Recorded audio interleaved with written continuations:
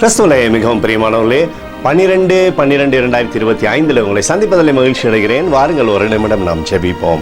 அன்பு தகப்பனே, இன்றைக்கு என்னோட பாதுகாப்புக்காய் ஜெபிக்கும்படி என் தேவனுடைய சமூகத்தில் வருகிறேன். என் தேவனுடைய நிறைவும் அன்பும் ஆசீர்வாதம் விடுதலும் என்னுடைய வாழ்க்கையிலிருந்து செயல்படும்படி நீ செய்தலும்படியாய் ஜெபிக்கிறேன். எல்லா பொல்லாப்பு நாசமோச வேலைக்கு விலக்கி வர நீங்கள் பாதுகாத்துக் கொள்ளுங்க. உடைய அன்பின் கரமை இவரோடு இந்த அற்புதத்தை செய்வதாக உடைய நிறைவானது இவருடைய வாழ்க்கையில் இருக்கட்டும். அப்போ உடைய கிருபைக்குள்ளாய் இவரை நிரப்பும்படியாய் ஜெபிக்கிறேன். இயேசு கிறிஸ்து சிந்தின பரிசுத்த ரத்தத்தை இவர் மீதும் ஒரு குடும்பத்தின் மீதும் செய்கிற சகல காரியத்தின் மீது பூசுகிறேன்.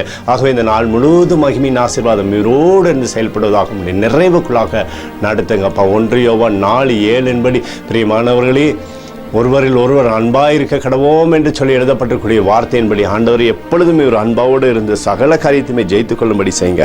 சகல நன்மையுமே அவருடைய வாழ்க்கையில் உண்டாகட்டும். இயேசுவின் நாமத்திலே அப்போ ஜெபிக்கிறேன் நல்ல பிதாவே, ஆமென். பிரியமான ஜெப பங்காளரே, ஒரு நிமிடம் நம்ம இந்திய தேசத்திற்காகவும் ஜெபிப்போம்.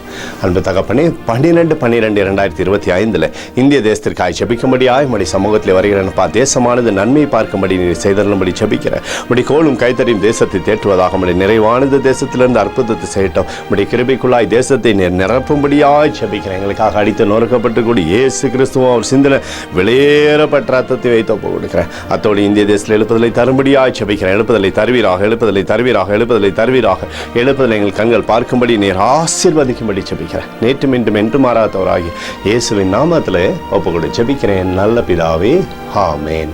பிரியமான ஜெப பங்காளர்களே, வருகிற 19ஆம் தேதி திக்கட்ட பிள்ளைகளோடு நம்ம இந்த கிறிஸ்மஸ் விழாவை கொண்டாட இருக்கிறோம். அதற்கான தேவைகள் சந்திக்கப்படணும். கர்த்தர் தம்மை அவர்களை ஆசீர்வதித்து அவர்கள் நன்மை பெற்றுக்கொள்ளணும் என்று சொல்லி நீங்கள் தொடர்ந்து ஜெபித்துக் கொள்ளுங்கள். கர்த்தருக்குள் நீங்கள் வளரும்படி உங்களை வாழ்த்தி ஆசீர்வதிக்கிறேன்.